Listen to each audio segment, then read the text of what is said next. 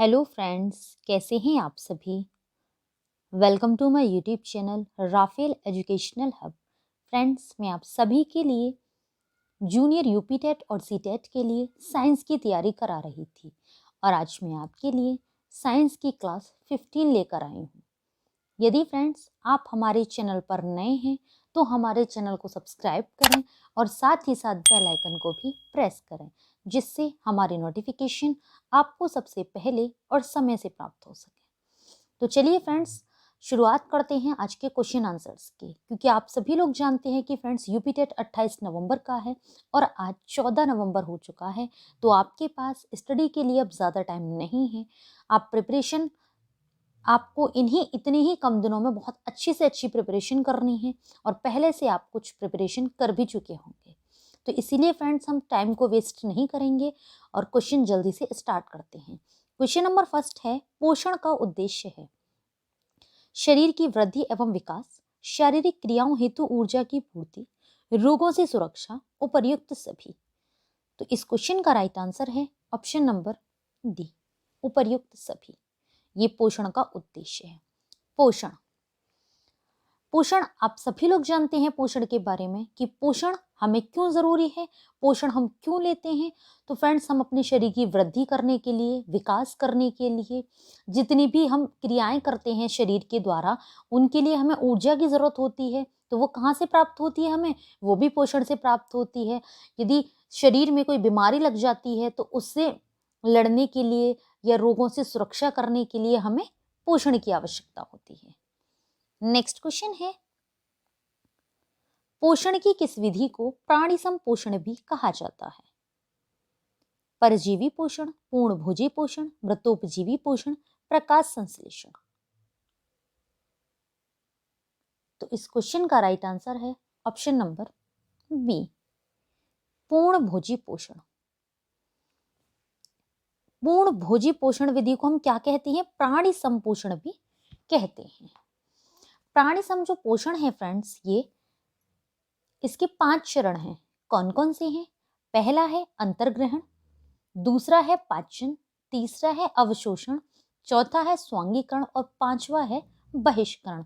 ये प्राणी संपोषण के 5 चरण हैं। नेक्स्ट क्वेश्चन है, ऊर्जा प्रदान करने वाले पोषक तत्व हैं।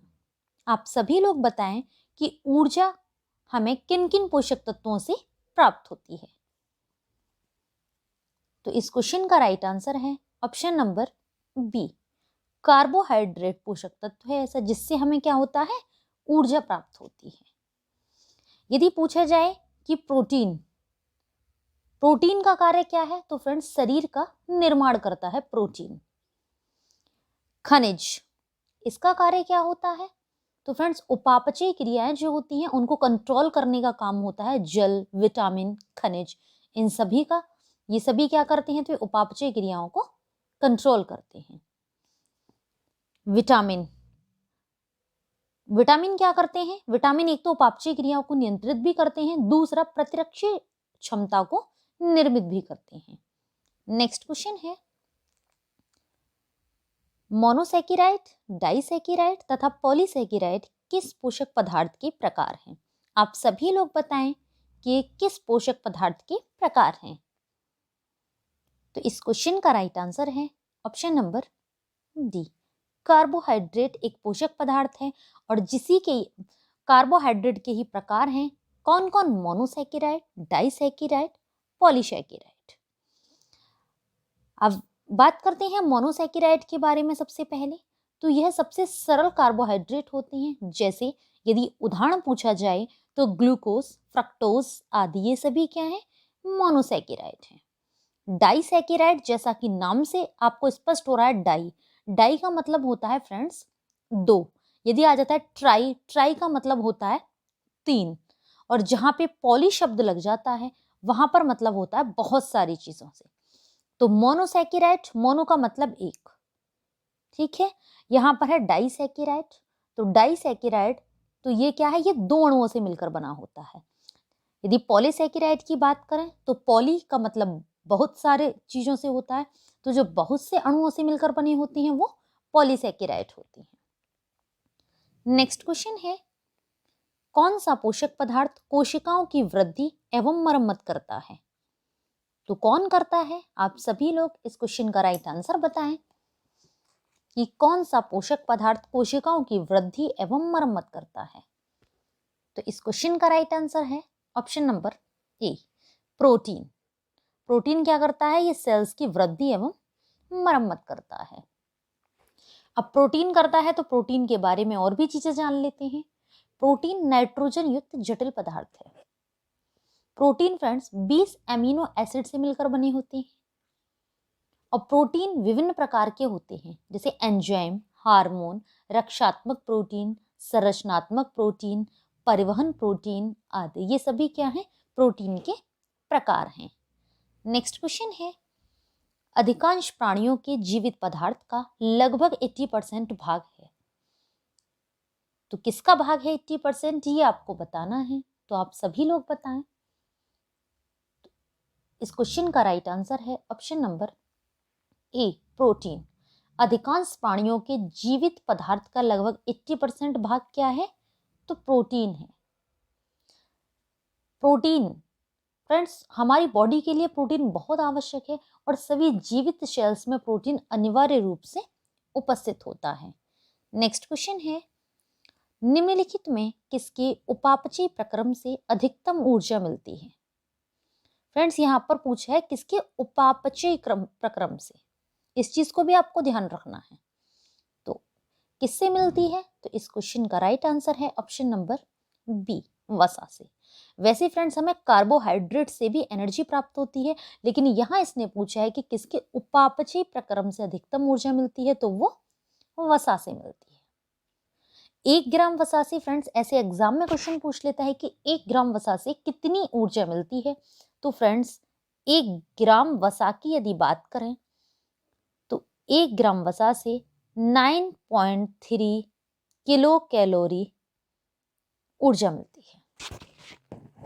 नेक्स्ट क्वेश्चन है, भोजन की प्रकृति एवं उसके उपयोग की विधि के आधार पर जंतुओं में पोषण एक प्रकार का नहीं है।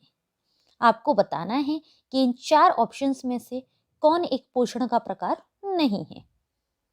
तो इस क्वेश्चन का राइट आंसर है ऑप्शन नंबर सी, प्रकाश संश्लेषण।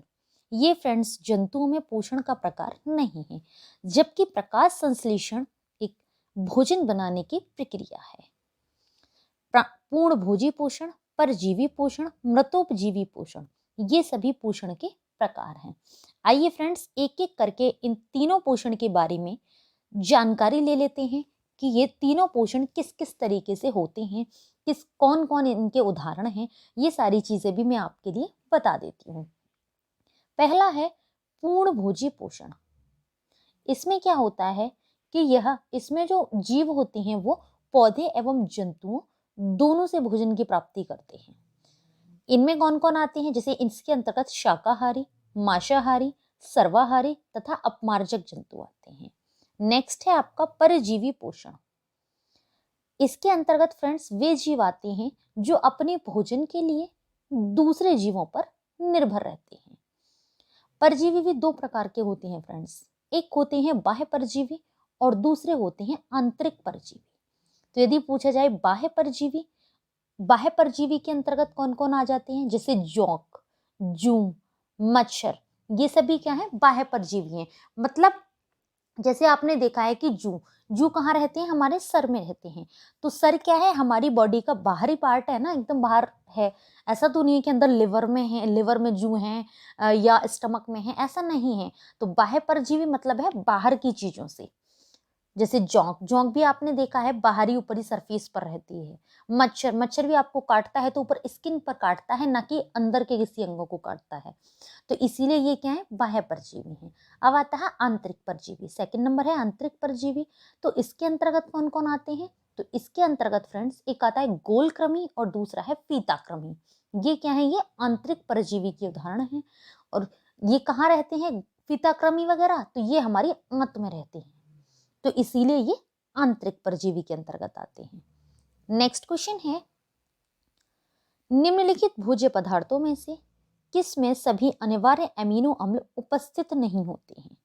आपको ध्यान रखना है फ्रेंड्स, इस क्वेश्चन में इसमें पूछा है कि सभी अनिवार्य अमीनो अम्ल उपस्थित नहीं रहते हैं।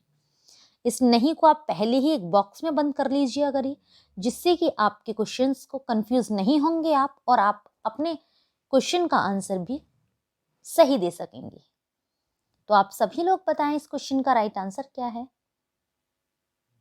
तो इस क्वेश्चन का राइट आंसर है ऑप्शन नंबर ए, चावल। चावल में फ्रेंड्स सभी अनिवार्य अमीनो अम्ल उपस्थित नहीं होते हैं। अब बात अमीनो अम्ल की आई है। अमीनो अम्ल, तो इनके बारे में कुछ जानकारी ले लेते हैं कि प्रोटीन का निर्माण अमीनो एसिड के द्वारा होता है। कितने अमीनो एसिड के द्वारा प्रोटीन का निर्माण होता है? तो 20 अमीनो एसिड के द्वारा प्रोटीन का निर्माण होता है। 20 अमीनो एसिड में से फ्रेंड्स 9 अमीनो एसिड ऐसे होते हैं जिन्हें अनिवार्य अमीनो एसिड कहते हैं। अब अनिवार्य अमीनो एसिड किस किस से हमें प्राप्त होते हैं? जैसे दूध, मछली, अंडा, मांस, सोयाबीन आदि खाद्य पदार्थों में सभी अनिवार्य अमीनो अम्ल पाए जाते हैं। अब इसमें है 9 अनिवार्य अमीनो अम्ल। कौन कौन से हैं वो मैं एक बार आपको 9 अनिवार्य अमीनो एसिड के नेम बता देती हूँ। आप चाहें तो नोट डाउन भी कर सकते हैं, मैं बहुत आराम से आपको इनके नेम बोलूंगी। फर्स्ट है फ्रेंड्स, 9 अनिवार्य अमीनो एसिड की बात करते हैं हम।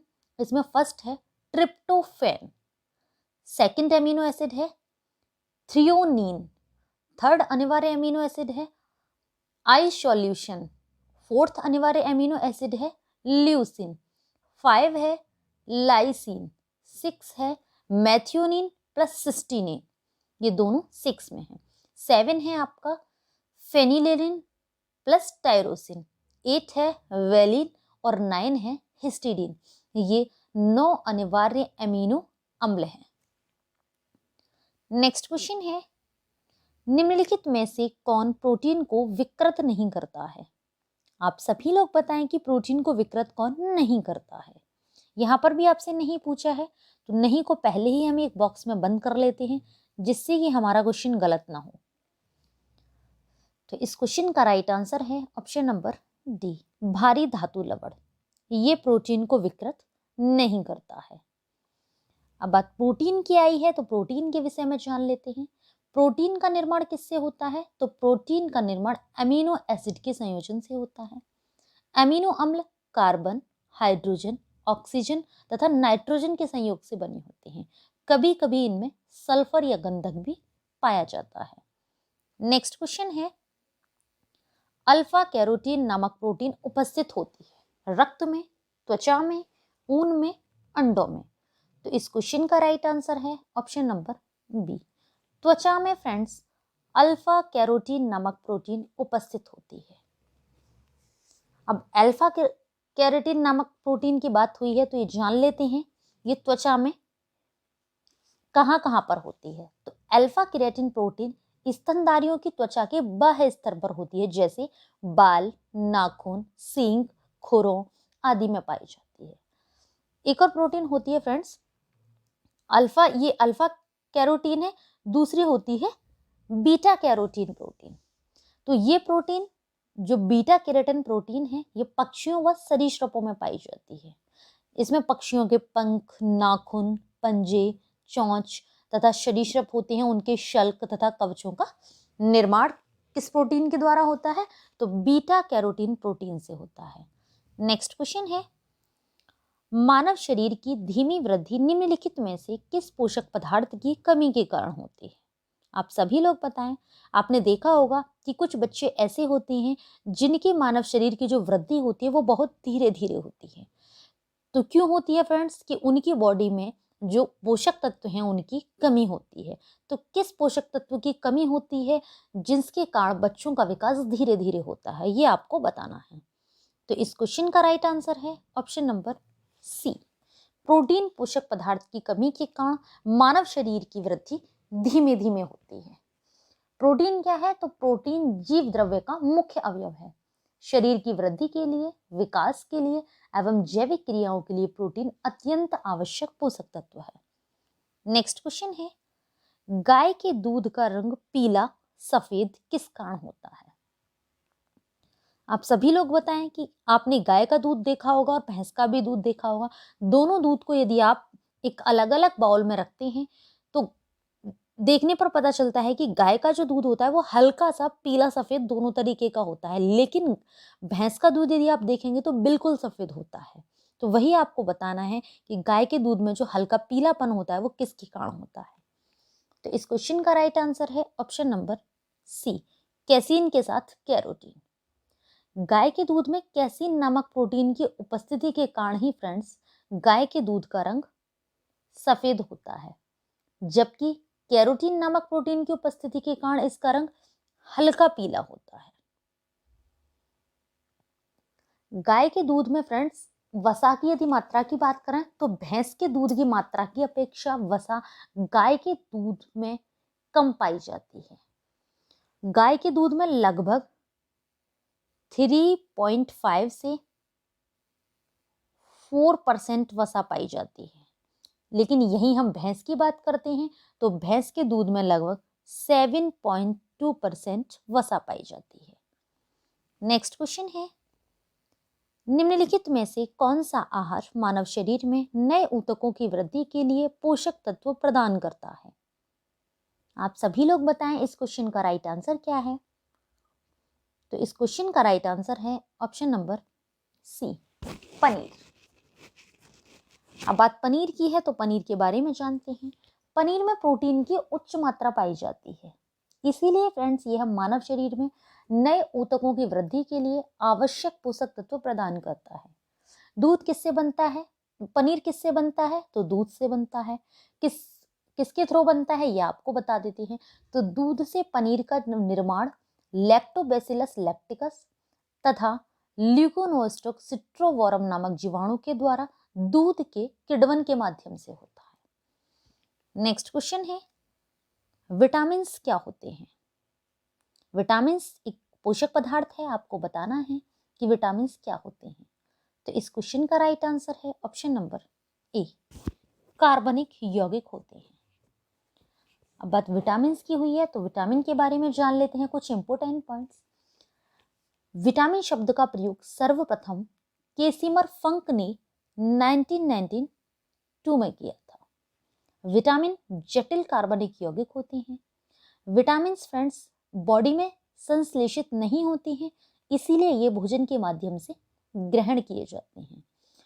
इंपोर्टेंट बात यह भी है विटामिन के लिए कि विटामिन को सहायक आहार भी कहा जाता है। नेक्स्ट क्वेश्चन है, निम्नलिखित में से कौन सा विटामिन एवं उसकी कमी से होने वाला रोग सुमेलित नहीं है? एक तरफ फ्रेंड्स आपके लिए विटामिन दिए हुए हैं और दूसरी तरफ उसके सामने उनकी कमी से होने वाले रोग दिए गए हैं, तो आपको बताना है कि यहाँ पर कौन सा विटामिन और रोग सुमेलित नहीं है। तो इस क्वेश्चन का राइट आंसर है option number D, riboflavin beriberi.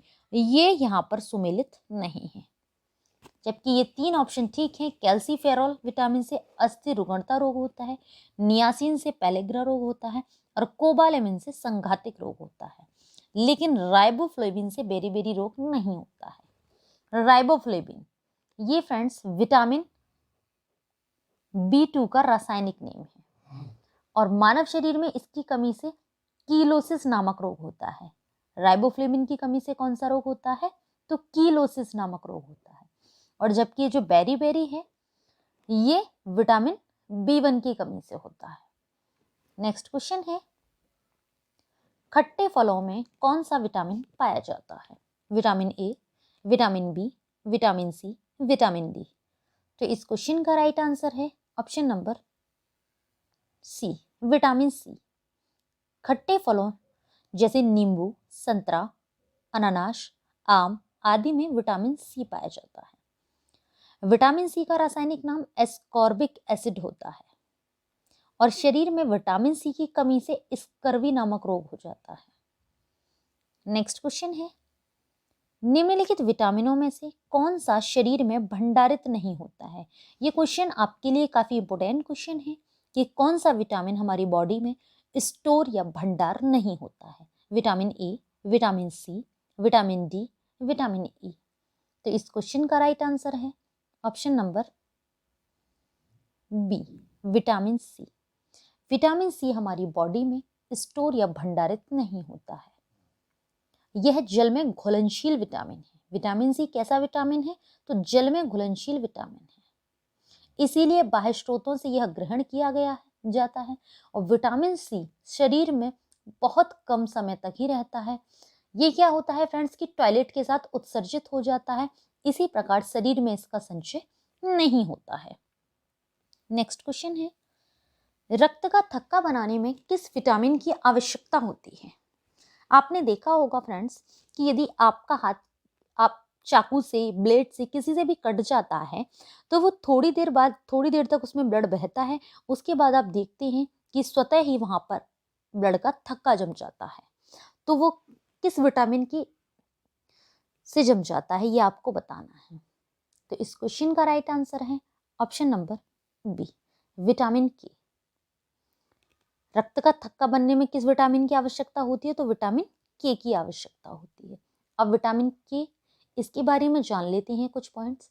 Vitamin के यौगिकों का एक समूह है जिसमें विटामिन के1 तथा विटामिन के2 प्रमुख यौगिक हैं। दो तरीके के विटामिन के भी दो तरीके के हो गए, एक तो विटामिन के1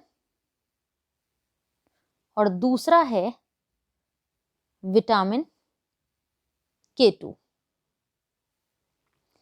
अब विटामिन के1 किन चीजों से प्राप्त होता है? तो हरी पत्तियों वाली सब्जियों से विटामिन के1 प्राप्त होता है। और विटामिन के2 की बात करें तो मांस, अंडे जैसी चीजों से विटामिन के2 प्राप्त होता है।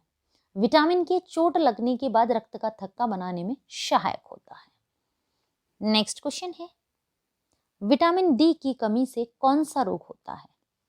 आपको बताना है कि कौन सा रोग विटामिन डी की कमी से होता है। तो इस क्वेश्चन का राइट आंसर है option number A, rickets. Vitamin D की कमी से रिकेट्स रोग हो जाता है। फ्रेंड्स, आप सभी लोग इस क्वेश्चन को जानते होंगे। ज्यादातर स्टूडेंट्स को ये क्वेश्चन पता ही होगा कि विटामिन डी की कमी से रिकेट्स रोग होता है। लेकिन मैंने ये क्वेश्चन यहाँ पर क्यों दिया है? क्योंकि मुझे यहाँ पर आप लोगों को एक बात समझानी थी यहाँ पर कि विटामिन डी, यहाँ पर इसने ऐसा नहीं पूछा है कि बच्चों में होना है या वयस्क में होना है, इसने ऐसा नहीं पूछा है। तो हमने डायरेक्ट देख के आंसर लगा दिया रिकेट्स। लेकिन यहीं पर आपसे पूछा जाता तो रिकेट्स रोग किस में होता है? तो विटामिन डी की कमी से बच्चों में होता है रिकेट्स रोग। लेकिन वयस्कों में पूछा जाए तो वयस्कों में विटामिन डी की कमी से ऑस्टियोमलेशिया नामक रोग हो जाता है। रिकेट्स रोग बच्चों में होता है, तो इस रोग से बच्चों के कौन कौन से अंग प्रभावित होते हैं? तो फ्रेंड्स, इसमें बच्चों के पैरों की हड्डियां टेढ़ी हो जाती हैं। वयस्कों में कौन सा रोग होता है विटामिन डी की कमी से? तो ऑस्टियोमलेशिया होता है। और इसमें क्या होता है कि वयस्कों की रीढ़ की हड्डी झुक जाती है एवं हड्डियों के टूटने की संभावना बढ़ जाती है। दो चीजें आपको ध्यान रखनी है, मैं दोबारा रिपीट करा देती हूँ कि बच्चों में विटामिन डी की कमी से रिकेट्स रोग होता है और वयस्कों में विटामिन डी की कमी से ऑस्टियोमलेशिया रोग होता है। नेक्स्ट क्वेश्चन है, अलसी किस पोषक तत्व का प्रचुर स्रोत है? तो इस क्वेश्चन का राइट आंसर है ऑप्शन नंबर बी, ओमेगा 3 वसीय अम्ल। बात अलसी की है तो अलसी एक समशीतोष्ण प्रदेश का पौधा है। इसमें ओमेगा 3 वसीय अम्ल पर्याप्त मात्रा में पाया जाता है। फ्रेंड्स, आप सभी को हमारा वीडियो कैसा लग रहा है हमें नीचे कमेंट बॉक्स में कमेंट करके ज़रूर बताएं। यदि आप सभी को हमारा वीडियो अच्छा लग रहा है, यूज़फुल लग रहा है, तो हमारे वीडियो को लाइक करें और ज़्यादा से ज़्यादा लोगों को शेयर भी करें। यदि फ्रेंड्स आप सभी ने साइंस की प्रीवियस वीडियो नहीं देखी हैं तो आप हमारे आई बटन पर क्लिक करके साइंस की प्रीवियस वीडियो देख सकते हैं। नेक्स्ट क्वेश्चन है, निम्न में से कौन विटामिन ए का प्राकृतिक स्रोत नहीं है? आम, पपीता, गाजर, दूध। इसमें से बताना है कि कौन विटामिन ए का प्राकृतिक स्रोत नहीं है। तो इस क्वेश्चन का राइट आंसर है ऑप्शन नंबर डी, दूध। दूध फ्रेंड्स विटामिन ए का प्राकृतिक स्रोत नहीं है। अब विटामिन ए का प्राकृतिक स्रोत नहीं है तो विटामिन ए के बारे में कुछ पॉइंट्स जान लेते हैं। सबसे पहला पॉइंट है कि विटामिन ए का रासायनिक नाम रेटिनॉल है और विटामिन ए की कमी से रतौंधी नामक रोग हो जाता है। नेक्स्ट क्वेश्चन है, हमारे शरीर में त्वचा तल के नीचे विद्यमान वसा निम्नलिखित में से किसके विरुद्ध अवरोधक का कार्य करती है? तो इस क्वेश्चन का राइट आंसर है ऑप्शन नंबर ए, शरीर की ऊष्मा का क्षय। अब हमारे शरीर में त्वचा तल के नीचे विद्यमान वसा शरीर की ऊष्मा के क्षय के विरुद्ध अवरोधक का कार्य करती है। वसा क्या करती है फ्रेंड्स? तो वसा शरीर के टेम्परेचर को बाहर निकलने से रोकती है और शरीर को क्या करती है, जो वातावरण का टेम्परेचर होता है उसके प्रभाव से बचाती भी है। नेक्स्ट क्वेश्चन है, एक सामान्य क्रियाशील महिला के लिए प्रोटीन की उपयुक्त दैनिक मात्रा है। मतलब कहने का तात्पर्य यह है यहाँ पर कि एक महिला जो क्रियाशील है उसके लिए प्रतिदिन कितनी प्रोटीन की मात्रा आवश्यक है। तो इस क्वेश्चन का राइट आंसर है ऑप्शन नंबर डी, 45 ग्राम। इतनी प्रोटीन लेनी चाहिए एक क्रियाशील महिला के लिए प्रतिदिन। ये तो प्रोटीन की बात हो गई कि प्रोटीन कितनी लेनी चाहिए, 45 ग्राम। और भी पोषक तत्व हैं जैसे कैल्शियम है, वसा है, आयरन है, इन सब का भी पता होना चाहिए। तो वसा कितनी लेनी चाहिए प्रतिदिन? हमें वसा लेनी चाहिए फ्रेंड्स 20 ग्राम। कैल्शियम, तो कैल्शियम की मात्रा 400 मिलीग्राम और आयरन ये 30 मिलीग्राम। ये आपको सारी चीजें पता होनी चाहिए, ये एग्जाम में पूछ लेता है। नेक्स्ट क्वेश्चन है, वह प्रोटीन जो मस्तिष्क के एक गंभीर रोग अल्जाइमर को उत्पन्न करता है। आपको बताना है कि इनमें से कौन सा प्रोटीन है जो मस्तिष्क के गंभीर रोग अल्जाइमर को उत्पन्न करता है। तो इस क्वेश्चन का राइट आंसर है option number C, amyloid precursor protein. ये अल्जाइमर रोग को उत्पन्न करता है। बीटा एमिलॉइड प्रीकर्सर प्रोटीन मस्तिष्क के गंभीर रोग अल्जाइमर को उत्पन्न करता है। इस रोग से क्या होता है फ्रेंड्स कि प्रभावित व्यक्ति की मानसिक क्षमता कम हो जाती है, या कह सकते हैं हम कि उसकी मेमोरी या याददाश्त कमजोर हो जाती है। नेक्स्ट क्वेश्चन है, लंबे समय तक उपवास रखने का सर्वाधिक प्रभाव शरीर के किस अंग पर पड़ता है? आमाशय, यकृत, फेफड़े, गुर्दे। तो इस क्वेश्चन का राइट आंसर है ऑप्शन नंबर डी, गुर्दों पर प्रभाव पड़ता है। शरीर में फ्रेंड्स उपापचय के समय ऐसे अनेक पदार्थ बनते हैं जो शरीर के लिए हानिकारक होते हैं। इन्हें नाइट्रोजनी अपशिष्ट पदार्थ कहते हैं, जैसे अमोनिया, यूरिया, यूरिक अम्ल आदि। इसीलिए लंबे समय तक उपवास रखने से फ्रेंड्स सर्वाधिक प्रभाव गुर्दे मतलब किडनी पर पड़ता है। नेक्स्ट क्वेश्चन है, एंजाइम के प्रोटीन भाग को क्या कहते हैं? Isoenzyme, holoenzyme, apoenzyme, उपर्युक्त सभी। तो इस क्वेश्चन का राइट आंसर है option number C, apoenzyme कहते हैं। नेक्स्ट क्वेश्चन है, निम्नलिखित में से किसका संश्लेषण यकृत द्वारा किया जा सकता है? Vitamin A, vitamin B, vitamin D, vitamin K. तो इस क्वेश्चन का राइट आंसर है option number D, vitamin K. इसका संश्लेषण यकृत द्वारा किया जा सकता है। विटामिन के की बात हुई है तो विटामिन के बारे में एक सबसे इंपॉर्टेंट बात यह है कि ब्लड का कोगुलेशन मतलब स्कंदन करने में विटामिन के सहायता करता है। एक और क्वेश्चन बता देती हूँ फ्रेंड्स मैं आपके लिए वसा से ही रिलेटेड, विटामिन से रिलेटेड। विटामिन आपकी दो प्रकार की होती हैं, एक होती है जल में घुलनशील और दूसरी होती है वसा में घुलनशील। बहुत सारे लोगों को ये कंफ्यूज रहते हैं वो लोग कि कौन सी विटामिन जल में घुलनशील है और कौन सी विटामिन वसा में घुलनशील है। फ्रेंड्स आज मैं आपको इस तरीके से बताऊंगी कि आप शायद जिंदगी में कभी नहीं बोलोगे कि कौन सी विटामिन जल में घुलनशील है और कौन सी विटामिन वसा में घुलनशील है। तो पहले हम बात करते हैं वसा में घुलनशील विटामिन की। यहां पर आपको याद रखना है कीड़ा, KEDA, ये क्या हो गया? कीड़ा। कौन कौन सी विटामिन? विटामिन के, vitamin E, vitamin D, vitamin A. ये क्या है? ये चारों विटामिन वसा में घुलनशील विटामिन है। ऐसे याद रखना है फ्रेंड्स, एक कीड़ा है उसको हम यदि जल में डालेंगे तो वो नहीं घुलेगा, लेकिन यदि हम उसको वसा में डाल देंगे तो क्या होगा? वो घुल जाएगा। तो कीड़ा, ये आपको याद रखना है। तो कीड़ा क्या है? वसा में घुलनशील है। कीड़ा मतलब 4 विटामिन हो गई। दोबारा बता देती हूँ, विटामिन के, vitamin E, vitamin D, vitamin A, ये क्या है? ये वसा में घुलनशील विटामिन है। अब आती हैं आपकी जल में घुलनशील विटामिन। कौन कौन सी विटामिन और रह गई? तो विटामिन बी, विटामिन सी, ये क्या है? ये जल में घुलनशील विटामिन है। आई होप, उम्मीद करती हूँ कि आप इस ट्रिक को कभी नहीं भूलोगे और आपको हमेशा ये चीज़ याद रहेगी कि कौन सी विटामिन जल में घुलनशील है और कौन सी विटामिन वसा में घुलनशील है। नेक्स्ट क्वेश्चन है, वह धातु कौन सी है जो विटामिन B12 की एक घटक है? Iron, magnesium, zinc, cobalt. तो इस क्वेश्चन का राइट आंसर है option number D, cobalt. Vitamin B12 का प्रमुख घटक कोबाल्ट है और विटामिन B12 का जो रासायनिक नाम है वो साइनोकोबालेमिन है। विटामिन B12 के क्या क्या स्रोत हैं, किस किस से हमें विटामिन B12 मिल सकता है? तो मांस, मछली, यकृत, अंडा, दूध इत्यादि, इन सभी से विटामिन B12 की प्राप्ति होती है। नेक्स्ट क्वेश्चन है और आज की वीडियो का लास्ट क्वेश्चन भी है कि विटामिन B2 का अन्य नाम है?